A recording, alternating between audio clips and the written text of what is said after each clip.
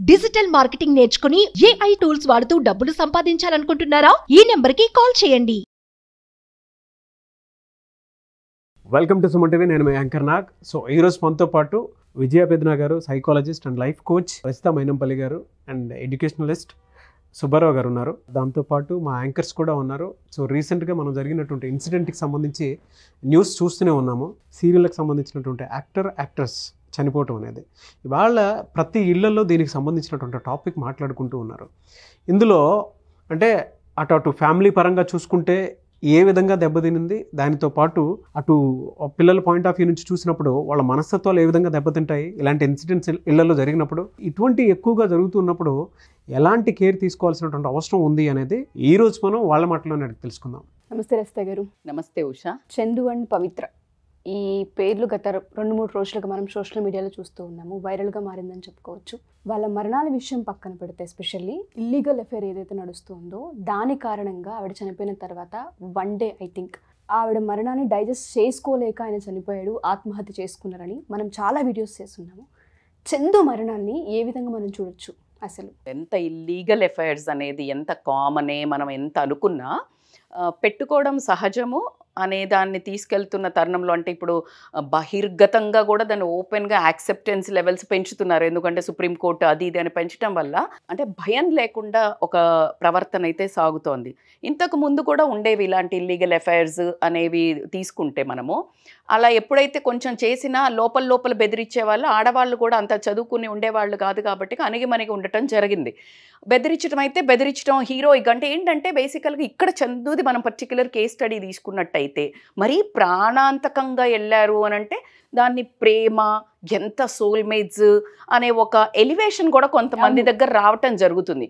మరి ఈ ఎలివేషన్ని కొంతమంది చాలా ఒక వాళ్ళ వైపుకు మరల్చుకొని దీన్ని ఒక హీరోయిజం లాగా చూపించుకొని ఎవరైతే ఈ రిలేషన్లో పర్టిక్యులర్గా ఉన్నారో వాళ్ళది ఒక వే ఆఫ్ థింకింగ్ కానీ చూడటం కానీ, అబ్బా అసలు ప్రేమ అంటే అలా ఉండాలి. ఒకవేళ ఆల్రెడీ ఉన్నవాళ్ళు ఎవరైతే ఉంటే ఆ లేడీ ఎవరైతే ఉంటుందో ఆల్రెడీ ఇన్సెక్యూర్ పొజిషన్లో ఉంటుంది కాబట్టికే సో ఇలా బ్యాడ్ థింకింగ్ అయినా కూడా, నెగిటివ్ థింకింగ్ అయినా కూడా, బట్ వాట్ షీ థింగ్స్ నేను చనిపోతే గనక నువ్వు చచ్చిపోతావా ఆయనలాగా అని ఒక పర్టిక్యులర్ వాళ్ళు ఎప్పుడైతే ఫిజికల్గా ఒక ఏకాంతంగా ఉన్నప్పుడు అలాంటి కోరటం కూడా జరగడానికి ఆస్కారం ఉండే అంత సంఘటన ఇది, స్కోప్ ఉంది.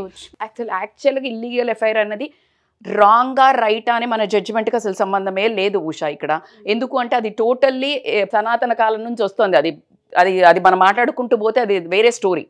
బట్ ఇక్కడ ఏమైందంటే అప్పుడు ఎడ్యుకేషన్ లేకుండే లేడీస్కి కాబట్టికే వాళ్ళు గొంతెత్తి అరవకుండా అణిగిమణిగి ఉండాల్సి వచ్చింది. బట్ ఈ కాలంలో ఏమవుతుందంటే డివోర్స్ చేయటం, వెళ్ళిపోవటం వాళ్ళది వాళ్ళు అనేది జరిగింది. సో అలా కాకుండా ఇక్కడ కొంచెం దాని కోణంగా భిన్నంగా ఏంటంటే ఆ అమ్మాయి కుటుంబ పరంగా కానివ్వండి ఏదన్నా కానివ్వండి శిల్ప కొంచెం ఓపిక, టూ మచ్ టాలరెన్స్ లెవెల్ ఉండటం వల్ల, ప్రేమ ఉండటం వల్ల ఈ అబ్బాయికి చందుకి ఏమైందనంటే ఆ ఏదైతే ఆ అమ్మాయి వీక్నెస్ ఈయనకి స్ట్రెంత్ అయింది. Because she doesn't go out of the way. వెళ్ళినా కూడా ఈమె హయాంలోకి వచ్చేసాడు మొత్తం. ఎందుకు అనే కారణాలు మనకి నన్ ఆఫ్ అవర్ బిజినెస్ అని అంటాను నేను. ఎందుకు అంటే దానికి ఒకటి ఫిజికల్ లస్ట్ ఉండే వాళ్ళు చెప్తారు, బలుపెక్కి కొవ్వెక్కి అంటారు. రెండో వాళ్ళు వచ్చేసి ప్రేమ, ఆ సంఘం వాళ్ళు చెప్తారు ఎంత ప్రేమ, ఎంత సోల్మేట్స్ అంటారు. లేదు ఇంకొక వర్గం వచ్చేసి అప్పుడు ఆయన పడిపోతున్న టైంలో ఆయనకి ఇచ్చింది కాబట్టి, స్కోప్ ఇచ్చింది కాబట్టి మూవీ ఇండస్ట్రీలో, వాట్ ఎవర్ ద ఫిల్మ్ ఇండస్ట్రీలో, సో కాబట్టి అతనికి గ్రాటిట్యూడ్ అంటారు. మీరు ఏది ఏ యాంగిల్లో తీసుకున్నా తప్పే. అట్ ద సేమ్ టైము నువ్వు ఆ కాన్షియస్ అంటే సెన్సెస్ అన్నీ కోల్పోయి ఆయన ఈమెకి మొత్తం అంటే లైక్ వాళ్ళిద్దరూ సోల్మేట్స్ అని వాడడం నాకు ఇక్కడ కొంచెం ఇబ్బందికరమైన వాడాల్సి వస్తుంది. ఎందుకంటే ప్రొద్దున లేచినప్పటి నుంచి దే ఆర్ టుగెదర్ అంటే ఆమె ఒక సంఘటన నుంచి బ్యాక్గ్రౌండ్ నుంచి వచ్చింది, పెయిన్ఫుల్ హిస్టరీ ఉంది అంటున్నారు. అది ఎంతవరకు మళ్ళీ బాగానే ఉన్నామంటున్నారు మనకు అది కూడా తెలియదు. సో ఈ ఎమోషనల్ బాండింగ్ ఎక్కువైంది. నాకు దెబ్బ తగిలింది, నీకు దెబ్బ తగిలింది, జోగి రాసుకుంటే బూడిద రాలింది. సో నాకు ఇక్కడ ప్రొఫెషనల్ కష్టాలు ఉన్నాయి, ఈమెకి వచ్చేసి హస్బెండ్ దగ్గర ఎమోషనల్ కష్టాలు ఉన్నాయి. సో ఈ రెండు కలిపి ప్రాపర్ సెటప్ ఏర్పడింది. సో ఒక్కరికొకరికి వాక్యూమ్ ఏదైతే ల్యాకింగ్ ఉందో బోత్ ఆర్ లైక్ మంచిగా పేరప్ అయ్యిండ్రు. దానికి వాళ్లకు బయటకి కను తిప్పి చూసే తప్పు అని చెప్పుకోలేనంత ఆ రంగుల ప్రపంచంలోనే ఉండటం జరిగింది. When they are away from the society కొంచెం ఇబ్బంది అయ్యేది. వాళ్ళు ఉండేది ఏంటంటే it is behind the camera, అక్కడంతా ఇవన్నీ జాయజ్, like it is very common. The పక్కన ఇంకొక రంగుల ప్రపంచంలో everybody has that affairs. So it is a quite common అనటం వల్ల వాళ్ళకి ఆ గిల్ట్ని కూడా ఎక్కువ వాళ్ళకి తీసుకోలేదు, వాళ్ళకి రాలేదు, అసలు ఆ ప్రాబ్లం రాలా. ఎప్పుడైతే ఆవిడ చనిపోయిందో sudden shock of his life ఆగిపోయింది. బికాజ్ ఇప్పుడు ఈయన రియల్ ప్రపంచాన్ని ఫేస్ చేయాలి. గిల్ట్, షేమ్ అయి ఉండొచ్చు, ఏదైనా కావచ్చు. ఇలాంటి ఉద్దేశంతో ఫేస్ చెయ్యలేక అతను చనిపోయాడండి. కానీ దీని మెసేజ్ ఏంటంటే ఆ సూసైడ్ చేసుకోకుండా డ్రిఫ్ట్ అయ్యి పిల్లల వైపు వంక తప్పితే కనీసం మానవత్వంగా ఒక మనిషిగా మిగిలేవాడు. అంటే ఈ చేసిన తప్పుకి ప్రాయశ్చిత్తం అంటారు కదా, అది ఒక మెసేజ్ అన్న ఉండేది. కానీ ఎటు పోయినా మళ్ళీ ఫ్యామిలీ దిక్కు అనే ఒక మెసేజ్ అయితే ఉండేది. ఇక్కడ దీన్ని హీరోయిక్గా చనిపోవడం అనేది నేనైతే ఖచ్చితంగా మూర్ఖత్వం కిందనే, ఎవరైతే గొంతెత్తి అసలు ఎవరు అంత ప్రాణం, ఒకళ్ళు చూశానండి నిన్న మనం చేసిన వీడియో ఒక కమెంట్ పెట్టాడు, ఎవరండి అలా ప్రాణం వదులుతారు, ఎంత ధైర్యం ఉండాలి అన్నాడు. ఒరే బాబా, ప్రాణం ఉండేది ధైర్యం కోసం కాదు, వాడు పిరికివాడై చచ్చిపోయాడు, ధైర్యం కాదు. ఎందుకంటే సమాజాన్ని ఏ మొహం పెట్టుకొని రేపు నేను నా భార్య దగ్గరికి పోవాలి, నా పిల్లల దగ్గరికి పోవాలి, మా అమ్మ నాన్న దగ్గరికి పోవాలి, ఇండస్ట్రీకి పోవాలి, because it has bursted topic. ఇన్ని రోజులు భార్యాభర్త అనే ఎవరికి అంత తెలియదు, ఈయనకు ఒక పెళ్ళైంది, పిల్లలు ఉన్నారని. Now his image has gone out, so he doesn't have that guts to face the society or family members. అందుకని అతను తీసుకున్నాడు. కానీ దీన్ని మీరు అనుకున్న కోణంలో సెలెక్టివ్ లిసనింగ్, సెలెక్టివ్ అబ్జార్ప్షన్ లాగా హీరోయిక్గా ఇల్లీగల్ రిలేషన్లో కూడా నిజాయితీ అని ఆల్రెడీ చేసిన ఒక మూర్ఖత్వమైన పనిని, బంధాలను మోసం చేసి వచ్చి పిల్లలను బాధ్యతలను విస్మరించి మీ శరీర సుఖాలకు అనుకోండి, ఏదైనా అనుకోండి, అలా చెయ్యకుండా ఇది ఒక మంచి కనువిప్పు అని అయితే అనుకుంటాను. మనకు ఆల్రెడీ కమెంట్స్ కూడా పెట్టారు. మీ వీడియో ఇది చూసిన తర్వాత మేము ఇల్లీగల్ రిలేషన్ నుంచి బయటికి రావడానికి ట్రై చేస్తున్నాం. దట్స్ అ వండర్ఫుల్ గట్స్ ఉన్న ఎవరో పెట్టారు. I really admire and we love to see that kind of comments ఇంకా కూడా అని నేను ఎక్స్పెక్ట్ చేస్తున్నాను ఉషా. సో బేసికల్గా దీన్ని ఎట్టి పరిస్థితుల్లో ఈరోజు సుమన్ టీవీ వాళ్ళు always they taken efforts to give one message to the conclusion to this. అంటే మీరు ఎంతసేపు చనిపోయిన దాని మీద ఏం వ్యూస్ కోసం చేస్తున్నారని చాలామంది రాస్తుంటారు, బట్ దట్ని నేను ఎంకరేజ్ చేయను. We do so much of work అండి. ఎందుకంటే దీన్ని తీసుకొని మీరు ఎక్కడెక్కడో ప్రయాణాలు ఎటెటో దిశగా వెళ్తుంటే ఒక చిన్న ఒక సొసైటీ లాగా ఫామ్ అయ్యి ఒక క్లబ్ లాగా మీకు ఒక ఐడియా ఇవ్వడానికే తప్పించి దీన్ని వ్యూస్ కోసం అని చూడకండి. కమింగ్ టు ద పాయింట్, ఇక్కడ రెండు వర్గాల నుంచి ఆలోచిస్తే మగాళ్ళకైతే ఇది ఖచ్చితంగా దీన్ని ఏదో హీరోయిక్ అయితే చూసుకొని వెళ్ళి జీవితాన్ని ప్రతి ఒక్కళ్ళు 98% తిట్టుకునే వాళ్ళే. Chandu is not a heroic performance here. He did a lot of mistake, చాలా తప్పులు చేశాడు. ఫైనల్ మిస్టేక్ ఇది, బాధ్యతను విస్మరించిపోవడము, తల్లిదండ్రులది, పిల్లలది, భార్యది, సమాజానికి ఒక బ్యాడ్ మెసేజ్ అయితే ఇచ్చిపోయాడు. లేడీస్కి ఇంకొక చాలా ఇంపార్టెంట్ పాయింట్ అంటే because of me tolerance level పరువు పోద్ది అని కడుపు చించుకుంటే కాళ్ళ మీద పడుతుందని ఈరోజు జరిగింది అదే శిల్పాకి. ఇన్ని రోజులు ఎప్పుడైతే నీకు అంత ఘోరంగా నిన్ను ఫిజికల్ అబ్యూస్ చేస్తుంటే ఒక హెచ్ఆర్గా ఉద్యోగం చేస్తున్న అమ్మాయి అంత నోరు మూసుకొని ఉండాల్సిన అవసరం ఏంది అనేది నాకు ఇప్పటికీ అర్థం కాలేదు. So please fight back. చిన్నగా ఉన్నప్పుడే గోటితో పోయేదాన్ని గొడ్డల దాకా తెచ్చుకుంది ఈ అమ్మాయి. ఖచ్చితంగా ఆ రోజే సమాజానికి ఇంతే ఎదురు తిరిగి ఇంతే మీడియా ముందు మాట్లాడితే అప్పుడు బాగుపడేది సమాజం. సో కాబట్టికే ఎలాగో మీ సంసారం నాశనం అవుతుందండి, పెట్టుకున్నాడు, ఏం చేస్తావో పీక్కో అని కూడా మొన్న అన్నది అని చెప్పారు. సో ఇలా మొహం మీద నాకు ఆవిడే ఇష్టము, ఆవిడే కావాలి అంటే మీరు ఇలా ఎడ్యుకేటెడ్ ఉన్నారు, ఏ 10 ఇండ్ల పాచి పని చేసుకొని పిల్లల్ని పెంచుకోవచ్చు. మనకు సెల్ఫ్ ఎస్టీమ్ లేకుండా ఒకటి దగ్గర బ్రతికే కంటే బయటికి వెళ్ళి బ్రతకొచ్చు.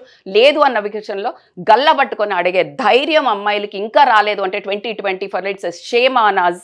సో కాబట్టికే ఖచ్చితంగా just fight back to the society. Because మీకు ఇంత మీడియా సపోర్ట్ ఉన్నాక ఎందుకమ్మా భయపడుతున్నారు?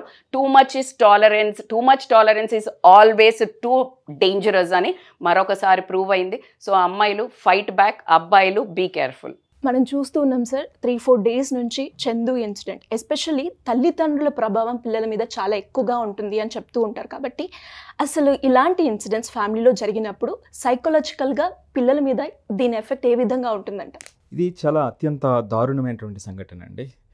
దురదృష్టవశాత్తు ఏమవుతుందంటే ఈ రోజున చాలా చోట్ల ఇవి రిపీట్ అవుతూ ఉన్నాయి. కొంతమంది ఇలాగా ఎవరైతే పబ్లిక్ ఫిగర్స్ ఉన్నారో, సెలబ్రిటీస్ ఉన్నారో, వాళ్ళ కేసుల్లో మనం ఎక్కువ పబ్లిసిటీ అవుతుంది తప్ప ఇలా తెలియకుండా జరిగేటువంటి కుటుంబాలు కూడా అనేక ఉన్నాయి. సో ఒక కుటుంబంలో మరణం అనేటువంటిది తీరని శోకాన్ని ఇస్తుందండి ఆ కుటుంబానికి. మరణాలు మన కాంటెక్స్ట్ కోసం, అంటే ఇక్కడ మనం అర్థం అవడం కోసం, ఒక రకంగా మొట్టమొదటిగా యాక్సిడెంట్ జరిగేటువంటిది, రెండవది ఆరోగ్యరీత్యా హఠాత్తుగా చనిపోయేటువంటి మరణం, మూడవది ఫైనాన్షియల్ డిస్టర్బెన్సెస్ వల్ల హత్యకు ఆవించబడటం లేదా ఆత్మహత్య చేసుకోవడం, నాలుగవది వివాహేతర సంబంధాలు. మొదటి రెండూ కూడా అనుకోకుండా జరిగినటువంటి సంఘటనలు. అక్కడ ఆ కుటుంబంలో ఉన్నటువంటి తీవ్రతను బట్టి వాటి గాయాలు లోతుగా ఉంటాయి. కాకపోతే కొన్ని రోజులు అయ్యేటప్పటికి ఆ కుటుంబం అంతా అర్థం చేసుకుని మరలా సామాన్య స్థితికి రావడానికి ఎక్కువ అవకాశాలు ఉంటాయి. ఇక 3-4 కారణాలు చూసినప్పుడు ఫైనాన్షియల్గా ఇబ్బంది పడి హత్య కానీ ఆత్మహత్య కానీ, కొన్ని సందర్భాల్లో మొత్తం కుటుంబం అంతా కూడా ఆత్మహత్యలు చేసుకునేటువంటి పరిస్థితి ఉంది. ఇక నాలుగవది అత్యంత దారుణం, ఈ రోజున సమాజాన్ని పట్టి పీడిస్తున్నటువంటి సమస్య వివాహేతర సంబంధాలు.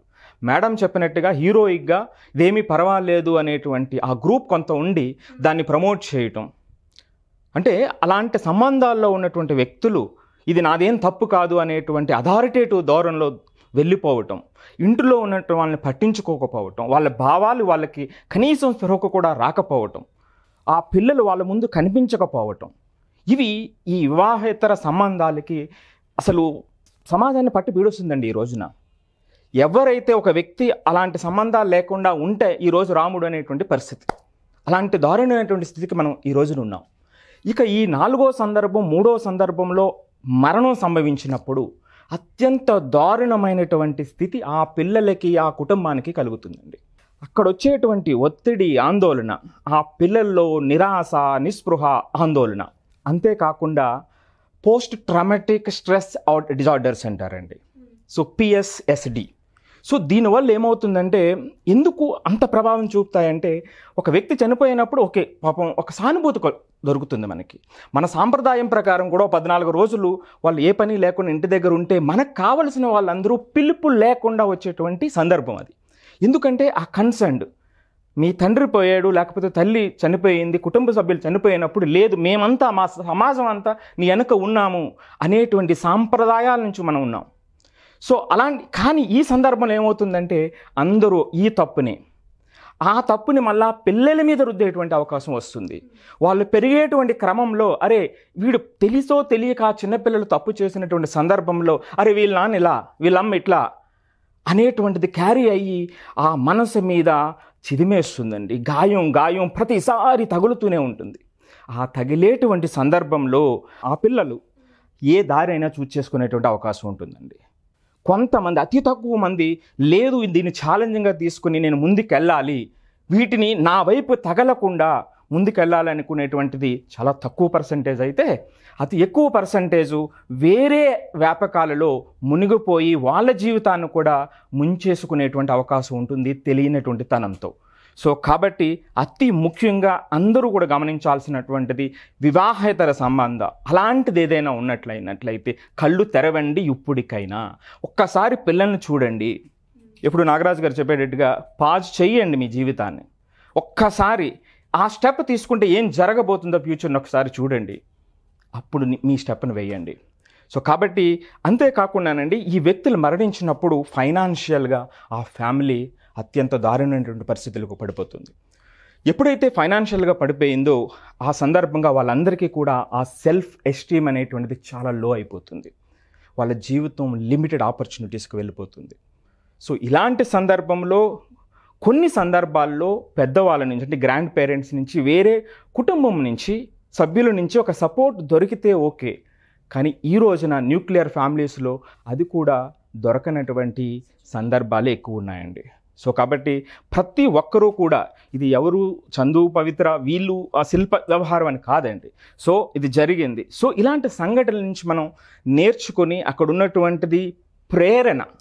సో అలాంటి సందర్భం ఎదురైతే ఎటువంటి జాగ్రత్తలు తీసుకోవాలనేటువంటి ఆలోచన ధోరణిలో ఉండాలి అనేటువంటిది మన ఉద్దేశం తప్ప దాన్ని మరలా వేరే రకంగా చెప్పడం అనేటువంటిది కాదండి. ఎస్పెషల్లీ ఇలాంటి ఇన్సిడెంట్స్ ఫ్యామిలీలో జరిగినప్పుడు పిల్లల మీద దీని ప్రభావం ఎలా ఉంటుంది సార్? పర్టికులర్లీ అండి, ఇప్పుడే మనం చెప్పుకున్నాం, వాళ్ళకి ఒక ఒత్తిడి పెరిగిపోతుంది, జీవితం మీద ఒక నిరాశ వస్తుంది, చుట్టుపక్కల సమాజం కూడా ఒక ముద్ర వేస్తుంది, వీడు ఇటువంటి కుటుంబం నుంచి వచ్చాడు అనేటువంటిది.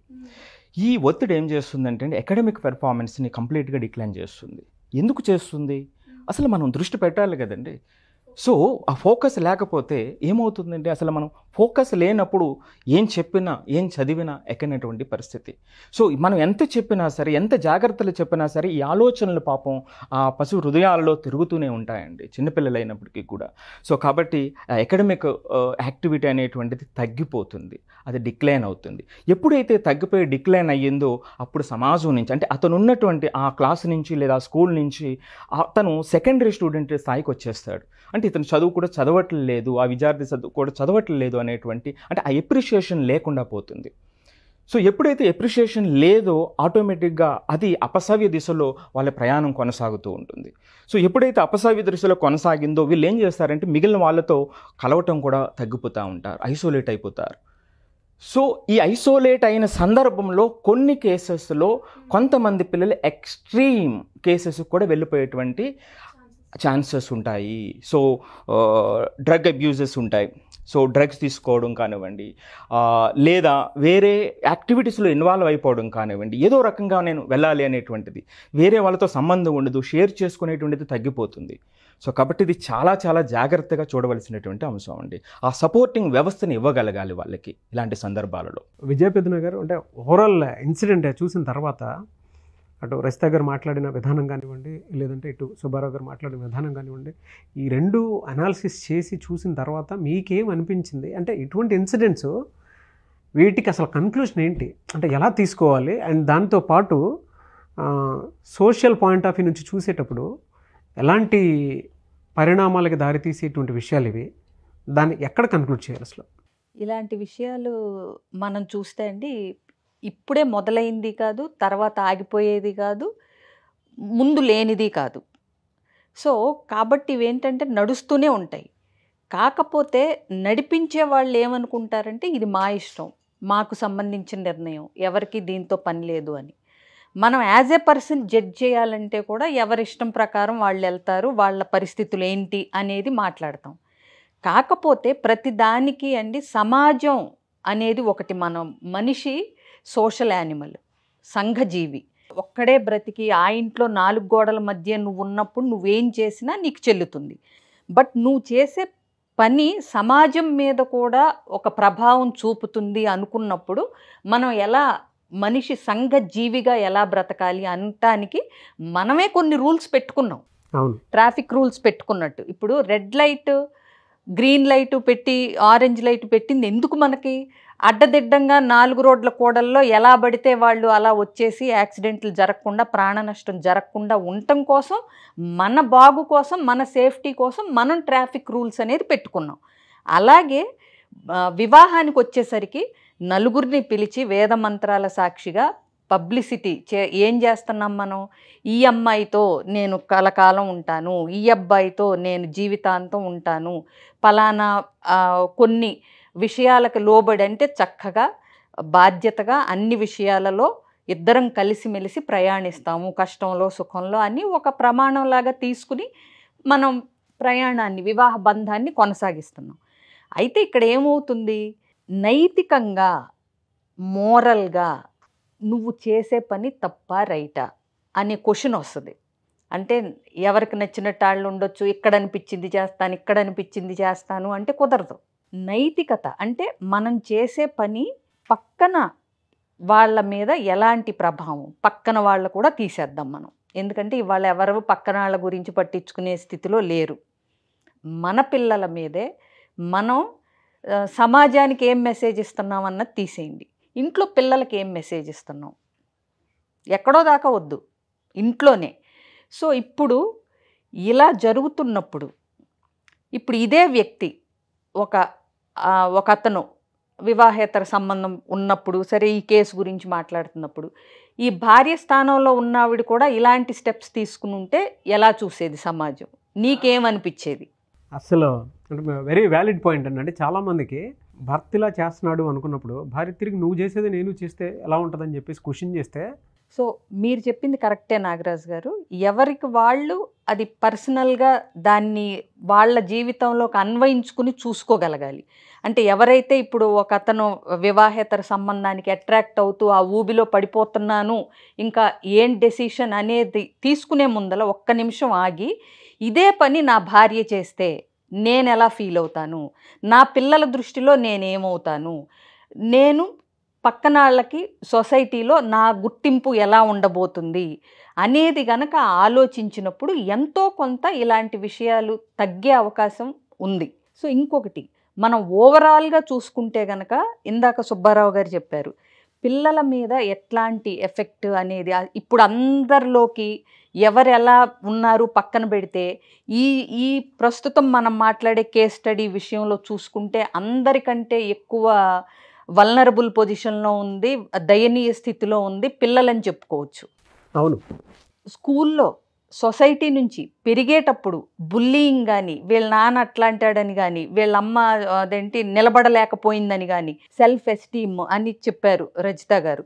అంటే ఏంటి, ఇప్పుడు వాళ్ళకు ఒక పాప ఉంది, ఈ పాపకి తల్లిగా ఆవిడ ఏమి చెప్పారు అంటే మగాడు ఎన్ని తిరుగుళ్ళు తిరిగి ఎక్కడ ఉండొచ్చినా నువ్వు అణిగిమణిగి ఉండాలి అనేది రేపు వాళ్ళ పాపకి మెసేజా ఏంటనేది కూడా పిల్లలు తల్లిదండ్రులను చూస్తూ పెరుగుతారు. మనం ఎంత చెప్పామన్నది కాదు, ఏం చేస్తున్నాం అన్న దాన్ని బట్టి పెరుగుతారు. సో ఇలాంటి విషయాలు ఒక్కళ్ళు చేసే తప్పు వల్ల అండి ఎంతమందికి ఎన్ని రకాలుగా క్షోభ ఇలాంటివి ఉంటాయో చూడండి. ఒక్కళ్ళు చేసే తప్పు వల్ల కుటుంబంలో ఒక్క తప్పు చేస్తే ఓడలు బళ్ళు అయిపోతాయి. ఇలా ఉన్నప్పుడు ఎలాంటి నిర్ణయం తీసుకోవాలి అసలు? ఇప్పుడు ఇలాంటి సిచ్యువేషన్లు ఉన్నప్పుడు మీరు అడిగారు కాబట్టి కంక్లూజన్ అనేది ఏంటంటే, ఆడవాళ్ళు వాళ్ళ స్థాయికి తగ్గట్టుగా వాళ్ళ సెల్ఫ్ రెస్పెక్ట్ని, సెల్ఫ్ ఎస్టీమ్ని, ఆత్మాభిమానాన్ని, ఆత్మస్థైర్యాన్ని కాపాడుకుంటూ ఇలాంటి సంఘటనలు గనక భర్త చేస్తే వెంటనే విడాకులు, డివోర్స్ తీసుకోవచ్చు. ఆవిడ డివోర్స్ తీసుకుంటుంది ఆవిడ అనే భయం ఇతనికి ఉన్నప్పుడు 2 అడుగులు వెనక్కేసి ఉండేవాడేమో అతను. ఈవిడ ఎలా అయినా పడి ఉంటుంది కాబట్టి గ్రాంటెడ్గా తీసుకుని ఉండొచ్చు. మీకు అర్థమైందా? సో ఇప్పుడు విడాకులు దాకా వెళ్తున్నప్పుడు సమాజంలో ముందే పబ్లిసిటీ వచ్చేది వీళ్ళ కేసుకి. అవును, పలానా వ్యక్తి భార్య విడాకులు తీసుకుంటా ఉంది, అతనుకున్న ఎక్స్ట్రా మ్యారిటల్ అఫైర్ వల్ల అని. హుందాగా కూడా ఉంటుంది. ఈవిడ రైట్స్ని ఈవిడ కాపాడుకునేది, ఈవిడ పిల్లలకి ఈవిడ ఒక మంచి ఎగ్జాంపుల్ అయ్యేవారు. అట్లాగే సొసైటీలో అతని తప్పు ఏంటి అనేది ముందే ఎగ్జిబిట్ అయ్యేది. సో ఇన్ని రకాలుగా ఈవిడ తన స్థానాన్ని నిలబెట్టుకోవటానికి కృషి చేసిన ఆవిడ అయి ఉండేది. వేరే లేడీస్కి కూడా ఒక ఇన్స్పిరేషన్ కింద ఉండేవారు ఆవిడ. వాళ్ళ how much is too much అనేటువంటి దానికి best example. She is very educated అండి. She is HR. తనకి జాబ్ పెట్టించింది భర్తకి, మరి ఆవిడ మీద గ్రాటిట్యూడ్ లేదు. ఈవిడ మీద సినీ రంగానికి బుల్లితెరకి ఆపర్చునిటీ ఇచ్చినందుకు ఈ గ్రాటిట్యూడ్తో ప్రాణమే వదిలేశాడు. ఈవిడ మోడలింగ్లో ఈవిడ మొట్టమొదటిగా పరిచయాలు ఉన్నాయి ఈవిడికి. ఇతనికి తర్వాత మోడలింగ్లు చేయాలన్నప్పుడు మొట్టమొదట పునాదేసింది ఈమె వైఫే, శిల్పా గారే చూపించింది. అవునంట. బట్ ఏదేమైనా సరే బాధాకరం. సో ఇలా చూస్తున్నాం కదా మనం. ఇదే విషయం ఒకవేళ అంటే ఇప్పుడు మేము కొద్దిగా ఒక అనుభవంతో ఒక జీవితాన్ని కొంచెం చూసిన వాళ్ళం కాబట్టి మా అభిప్రాయాలు మేము చెప్పాం. ఇప్పుడు ఒకవేళ మిమ్మల్ని మాట్లాడమంటే మీరేం చెప్తారు నాగరాజు గారు? నేను చాలా దారుణం అని చెప్తానండి దీని మీద. ఎందుకంటే ఇందాక రజిత గారు మాట్లాడిన పాయింట్ ఆఫ్ వ్యూ నుంచి చూసినప్పుడు ఒక కోణంలో హీరోయిక్గా తీసుకుని ముందుకెళ్ళిపోయేటువంటి వాళ్ళు ఉన్మాదంలోకి వెళ్ళి ఇక్కడ భార్యను నెగ్లెక్ట్ చేసి ఇక్కడ జీవితాన్ని నాశనం చేసి ఇక్కడ జీవితాన్ని నాశనం చేయటమే కాకుండా అక్కడ కూడా జీవితాన్ని నాశనం చేసేస్తారు. వీళ్ళు ఒక చోట ఆగరిల్లు, ఒక చోట ఆగే మనుషులు అయితే ఇంకొక రిలేషన్షిప్లో అడుగు పెట్టరు అంత ధైర్యంగా. సో దాంట్లో ఏ డౌట్ లేదు. దాన్ని ఏ రకంగా చూసుకున్నా కూడా ఇట్స్ లీగల్. దాన్ని మనం ఏ రకంగానూ సపోర్ట్ చేయలేము. సెకండ్, ఇందాక మీరు అన్నట్లు పిల్లల పాయింట్ ఆఫ్ వ్యూ నుంచి వచ్చేటప్పుడనే ఎంత దారుణంగా ఉంటుందనంటే, బెస్ట్ ఎగ్జాంపుల్ నాకు సంబంధించింది నేను చెప్తాను. మా ఇంట్లో మా అక్క బావ వాళ్ళ గొడవలు జరిగినప్పుడు నేను నెక్స్ట్ డే ఎగ్జామ్ అని అంటే దాని ఎఫెక్ట్ నా మీద చాలా బలంగా పడేది. అంటే రాయడానికి కూడా నాకు మనసు సహకరించేది కాదు. ఓపెన్గానే చెప్తున్నాను. అంటే ఎంత దారుణంగా ఉంటుంది అని అంటే ఇళ్లలో చిన్న చిన్న గొడవలు అయితేనే, ఈవెన్ మా అమ్మ నాన్న గొడవ అయినా సరే నేను ఆ రోజు స్కూల్కి కానీ కాలేజీకి కానీ వెళ్ళేటప్పుడు 10 సార్లు ఆలోచించుకుంటాను నేను, వాళ్ళ ఇంట్లో ఎక్కడ గొడవ పడతారో, ఏ విధంగా ఉంటుందని చెప్పేసి. అంటే అంత దారుణమైనటువంటి ట్రామాలోకి వెళ్ళిపోతాము. ఇందాక మీరు చెప్పిన దాంట్లో నాకు కన్క్లూషన్ బాగా నచ్చింది ఏదైనా ఉంది అని అంటే, ఇంకొక లైఫ్లో మనం ఎంటర్ అవుతున్నాము అనుకున్నప్పుడు ఇక్కడ బంధానికి సంబంధించినటువంటి దాంట్లో ఎంత గ్రాటిట్యూడ్ చూపించాలో అంత గ్రాటిట్యూడ్ చూపించండి. ఏమి ఇవ్వాలో అది ఇవ్వండి. లేదు నాకు నా మనసుకి ఇది కరెక్ట్ కాదనిపిస్తుంది, నేను వేరే వాళ్ళ షూలోకి నేను అడుగు పెడదాం అనుకుంటున్నాను అని చెప్పి హుందాగా ఇక్కడ ఏమి ఇవ్వాలో అది ఇచ్చి ఎంతవరకు చెప్పాలో చెప్పి నచ్చ చెప్పుకొని ఒక రిలేషన్షిప్ని బ్రేక్ చేసుకుని అవతల వైపు వెళ్తే చాలా బాగుంటుంది. అలానే కాకుండా ఈ ఈ ఈ పిల్లల జీవితాలు నాశనం చేసేసి, వీళ్ళని నమ్ముకొని వచ్చిన వాళ్ళ జీవితాలు నాశనం చేసేసి, దాని తర్వాత ఇంకొకళ్ళ జీవితంలోకి ఎంటర్ అయ్యేటప్పుడు వాళ్ళ జీవితాలు నాశనం చేసేసి, ఒకడి వల్ల 3 ఆస్పెక్ట్లో జీవితం నాశనం అవుతుంది. ఎగ్జాక్ట్లీ అండి. మీరు అన్న పని చేస్తే ఇవాళ మనం ఇది ఇలాంటి మాట్లాడే సందర్భాలే రావు అసలు. ప్లస్ ఇంకొకటి చక్కగా లీగల్గా ఓపెన్గా గౌరవంగా నీ రెండో ప్రయాణాన్ని కొనసాగించవచ్చు. అప్పుడు అది ఎఫ్ఐఆర్ కింద అవ్వదు, ఈవిడ్ని అన్యాయం చేసినట్టు అవ్వదు, అన్ని రకాలుగా బాగుంటుంది కదా. ఎవరు తెలుసా అండి మ్యామ్, అవ్వ కావాలి బువ్వ కావాలి అని ఇక్కడ ఇది కావాలి ఇమేజ్, అంటే పెళ్ళైన వాడితో ఉన్నట్టు, బట్ మళ్ళీ ఈ రొమాంటిక్ లైఫ్ కూడా కావాలి. ఏదో ఒకటి అన్నప్పుడు చూస్ చేసుకోలేకపోతున్నారు వీళ్ళు. అదే ఈ రెండు కావాలనుకునే వాళ్ళకి hybrid relationship. Exactly hybrid relationship I can say. Shri గారు, ఇప్పటి వరకు మనం మాట్లాడుకున్నాం, చాలా విషయాలు మాట్లాడుకున్నప్పుడు మీ వెర్షన్లో ఏం చెప్తారు పిల్లల విషయం గురించి? అంటే ఇప్పుడు దాకా మనకి జరిగిన గ్రూప్ డిస్కషన్ నుంచి సార్ అంటే ఒకరు డైవోర్స్ తీసుకుంటే బెటర్ ఆప్షన్ అని మనకి మేడం గారు చెప్పడం జరిగింది. ఇంకొకరు ఆ మూమెంట్ని అక్కడే స్టాప్ చేస్తే బాగుండు అని. కానీ ఒక్కసారి చూస్తే ఏ ప్రభావం పేరెంట్స్ ఏ విధంగా ఉంటే దాని ఇంపాక్ట్ పిల్లల మీద ఉంటుంది, అది మంచి అయినా చెడైనా. కానీ ఇక్కడ చాలా వరకు ఎఫెక్ట్ అయింది పిల్లలు. కాబట్టి ఒక స్టెప్ మనం తీసుకుంటున్నాము అంటే నాకు ఫ్యామిలీ ఉంది, నాకు పిల్లలు ఉన్నారు అన్న ఆలోచన ఎప్పుడైతే ఆ ఇంటెన్షన్ వాళ్ళకు వస్తుందో ఆ స్టెప్ తీసుకోవడానికి ధైర్యం చేయరు అని అనిపించింది. ఒకవేళ ఆలోచన ఉంటే లైక్ ఫస్ట్ వాళ్ళతోటే ఆపేయడం అనేది ఇంకా బెటర్. బికాస్ సెకండ్ ఎవరైతే క్యారీ ఫార్వర్డ్ చేస్తున్నారో అది ఇంకా ఎక్కువ ఉంటుంది. అది సొసైటీలో కావచ్చు, ఎడ్యుకేషన్ పరంగా కావచ్చు, లేదు అంటే ఫ్యామిలీలో కావచ్చు. ఆ చిన్న చూపు అనేది ఏ మనిషికైనా తట్టుకొని భారం అని చెప్తాను. కరెక్ట్ అండి. ఆ ప్రమాదాన్ని చాలా వరకు తగ్గించిన వాళ్ళం అవుతాం. ఏ కేసులో అయినా ప్రమాదం అయితే ఉంటుంది, ఇక ఆ సందర్భంలో ప్రమాదాన్ని నివారించలేం కానీ తగ్గించగలం. Yes. So Usha, as it is మనం నిన్నటి నుంచి చేస్తానే ఉన్నాం ఈ వీడియోస్. అదే again it is a marathon లాగా. బికాస్ ఇందులో నేను ఫస్ట్ వీడియోలో చెప్పినప్పుడు it has a lot many tracks, చాలా ట్రాక్స్ నడుస్తున్నాయి. ఒక యాంగిల్ కాదు, ఒక మనిషి కాదు, ఒక టాపిక్ కాదు, ఒక ఆత్మహత్య కాదు, ఎన్నో హత్యలు, ఎన్నో ఆత్మహత్యలు ఇప్పుడు జరిగాయి. ఇందులో కనిపించే 2 హత్యలు కనిపిస్తున్నాయి. కానీ పరువు తీసుకోండి, ఆ భార్యాభర్తలది, పిల్లలది అటువైపు, పవిత్ర వైపు తీసుకోండి, ఇటు తల్లిదండ్రులది, అసలు చాలా జరిగాయి హత్యలు అనేది. సో దీని పరంగా అసలు ఈ ఇల్లీగల్ ఎఫ్ఐఆర్స్ని మేము అంటే యాజ్ ఎ ఇప్పుడు నేను లైఫ్ కోచ్గా చాలా కౌన్సిలింగ్లు వస్తుంటారు మనకి, 70% ఇవే వస్తున్నాయి. దీన్ని మనము అంటే దీన్ని ఎలా మనము, నేనైతే ఇలా చెప్పాను, ఇలా నేను కరాఖండిగా చెప్పేస్తాను. మీరు అంటారు ఎందుకు అనంటే, నువ్వు ఏం చేస్తున్నావో ఫస్ట్ ఆ బుల్లెట్ ప్రూఫ్ తోటి ఉండాలి, అమ్మాయిలు స్ట్రాంగ్ ఉండాలి. అలానే నేను అమ్మాయిలు కూడా చేస్తున్నారు మేడం అని క్వశ్చన్లు వేస్తే ఎట్టి పరిస్థితుల్లో సమాజంలో ఇందాక మ్యామ్ చెప్పినట్టు ఖచ్చితంగా అమ్మాయి గనక తిరిగి నేను కూడా ఇలా ఎఫ్ఐఆర్ పెట్టుకుంటా అంటే దరిద్రం ఏంటంటే సొసైటీ అప్పుడు మాత్రం పరిగెత్తుకుంటూ వస్తుంది. అదే అబ్బాయిది మాత్రం వీడు మొగాడ్రా అంటాడు, ఇదేమో ఇదేం ఆడదిరా అంటాడు. చూడండి modulation of voice and the way use, ఇలా ఈమెనేమో ఇలా ఇక్కడ కనిపిస్తుంది నీకు డెమాన్స్ట్రేషన్. సో దట్స్ హౌ మొగాళ్ళకి అది పెరిగిపోయింది. నేనేం చేసినా చెల్లిద్ది అనే ఒక రాక్షసత్వాన్ని మనమే పెంచి పోషించటానికి సర్వ హక్కులు ఎవరిస్తున్నారంటే ఆడవాళ్ళే. మీరు ఏదైతే ఇందాక టాలరెన్స్ అన్నారు కదా, ఓపిక కూడా ఒక హద్దు ఉంటూ ఉంటుంది. Exactly. ఆడది ఎంత తాళి కట్టి తలంచుకొని వాళ్ళ ఇంటికి మనం వెళ్ళినా కొన్ని సందర్భాల్లో తప్పు అన్నప్పుడు ఎదిరించాల్సిన అవసరం వస్తూ ఉంటుంది. ఖచ్చితంగా అక్కడ శిల్ప గారు అనే కాదు, ఏ ఆడదైనా ఇవాళ ఆవిడ బయటకు వచ్చింది కాబట్టి మనం ఆవిడ పేరు తీసి మాట్లాడుతున్నాం. కానీ ఇలా బయటికి రాకుండా ఆడపిల్ల పుట్టిందని ఉన్నాము, పిల్లలు ఉన్నారని ఉన్నాము, వెనక సపోర్ట్ లేదు, మీడియా ఉంది, సమాజం ఉంది.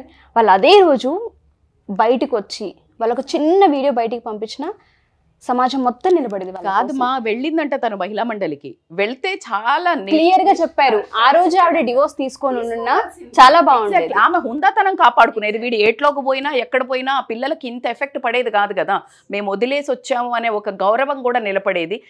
అది అయితే కాబట్టి ఎనీవేస్ ఏం చూడాలో తెలియదు కానీ పడక సుఖాల కోసం వెళ్తున్నారో తెలియదు, కెరియర్ కావాలని వెళ్తున్నారో తెలియదు. వాళ్ళ కడుపున పుట్టిన పిల్లల్ని కూడా మరిచిపోయి 6 సంవత్సరాలు పిల్లల బాధ్యతలు కూడా చూడలేదు అంటే ఆ మనిషిని హీరోగా ఎలా ఎలివేట్ చేస్తున్నారో అర్థం కావట్లేదు. పదానికే మాట్లాడే ఆ వయసు నాకు ఉందో లేదో నాకు తెలియదు కానీ అందులో కంప్లీట్ రాంగ్ అనే చెప్తాను నేనైతే. సెకండ్ జీవితాన్ని ఇంకొక అవకాశాన్ని దేవుడు ఇచ్చాడు. అది గనక చందు గారు వినియోగించుకొని ఉంటే అప్పుడు హీరో అయ్యేవాడు. ఆయన మూవీస్ లో దాంట్లో టీవీ సీరియల్స్ లో విలన్ గా చేశాడంట. ఇక్కడగా కూడా పిల్లల లైఫ్ లో సమాజానికి ఒక బ్యాడ్ మెసేజ్ ఇచ్చేళ్ళాడనే మాత్రం నేను అదే విలన్ గానే కనిపిస్తాడు తప్ప ఏ కోణంలోనూ ఓ తండ్రిగా గాను ఓ బాధ్యత ఉన్న మనిషిగా కానీ పొరపాటును కూడా ఆయన కనిపించరు. మీరు అన్నట్టుగానే ఆ టాలరెన్స్ కి కూడా ఒక హద్దు అదుపు అనేది ఉంటుంటుంది. ఆడవాళ్ళు అట్లీస్ట్ ఇవి చూసి తప్పు జరిగేటప్పుడు సమర్థించకుండా పక్కకి వెళ్లకుండా నోరు తెరిచి మాట్లాడగలిగితే కొంతలో కొంత ఆగే అవకాశం కనిపిస్తూ ఉంటుంది. ఆవిడ యాక్సిడెంట్లో చనిపోయింది. సో ఈయన ఆత్మహత్య, ఈయన కూడా ఆ కారులో ఉన్నప్పుడు ఈయన బ్రతికి బయటపడ్డారు అంటే there is a reason.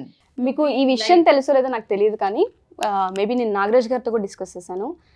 Accident అయిన తర్వాత ఫోన్ చేసినప్పుడు వాళ్ళ భార్యతో మాట్లాడినప్పుడు ఆవిడండి పక్కన ఏదైనా హాస్పిటల్ ఉంటే తీసుకెళ్ళండి, ఏం కాదని ఫస్ట్ పాయింట్. సెకండ్ పాయింట్ ఏంటో తెలుసా, ఇంటికి వచ్చిన తర్వాత పెద్ద మనుషుల సమక్షంలో కూర్చోబెట్టి మీరేం చేసుకోవద్దు, మిమ్మల్ని చూస్తుంటే నాకు భయంగా ఉంది, నేను మొహం కూడా చూపించను, నా పిల్లలకి తండ్రిగా ఉండండి, ఎంత టైం తీసుకుంటారో తీసుకోండి, దయచేసి మీరు డిప్రెషన్లో ఉన్నారని నాకు అర్థమవుతుంది, మీ పెయిన్ని నేను అర్థం చేసుకుంటా, అంతవరకు నేను మొహం కూడా చూపించను మీకు, చావనని చెప్పాడంట. అంత ఏ భార్యకు ఉంటుందో ఓపిక? బికాస్ ఆయన తలదించుకునేరా, is guilt, shame, is unable to face the society. That is the only. ప్రేమ అనేది ఒకటి కావచ్చు, వాక్యూమ్ని తట్టుకోలేకపోయిండు. ఆయన సపోర్ట్ తీసుకుందాము అనుకునే పర్సన్స్ ఎవరు లేరు, ఎందుకంటే అందరినీ హర్ట్ చేశాడు. So no one was there. So అందుకని హీ డిడ్ంట్ గెట్ ఎనీ. అనుకున్నాడు, సపోర్ట్ ఉండింది, తీసుకునే ఒక మొహం ఆయనకి లేదు, మొహం చెల్లలేదు. పర్ఫెక్ట్. ఏదైనా భగవంతుడు ఇచ్చిన అవకాశాన్ని సద్వినియోగం చేసుకుని ఆయన మారిన మనిషిగా, భర్తగా, కొడుకుగా, తండ్రిగా ఇన్ని పాత్రలు పోషించాల్సిన బాధ్యత ఉంది. అంటే కనపడుతున్నారు కదా వీళ్ళందరూ పాత్రలు తీసుకుని ఉంటే అట్లీస్ట్ ఆవిడ చావు కన్నా ఒక అర్థం ఉండేది. ఆవిడ చనిపోయింది కదా, సో ఆవిడ పాత్ర అయిపోయింది అక్కడతో. ఈయన లైఫ్లో ఈయన పాత్ర కంటిన్యూ చేయాల్సింది, ఈయన బాధ్యతల్ని. కంప్లీట్ ఫ్యామిలీ ఎడ్యుకేషన్ అండి. మా ఒపీనియన్ ఇది. మీ ఒపీనియన్ ఏంటి అనేది మీరు కింద కామెంట్ బాక్స్లో పోస్ట్ చేయండి. ఏదైనా సరే సమాజంలో ఒక మంచి కోసమే మీతో పాటు మేము ఉన్నాము. అండ్ మాకు సలహాలు సూచనలు మీరు పంపించాలనుకున్నా కూడా పంపించవచ్చు. అండ్ మీ ఒపీనియన్ ఏదున్నా సరే కింద షేర్ చేయొచ్చు. Anyways thank you so much ma'am. Thank you so much అండి. Thank you.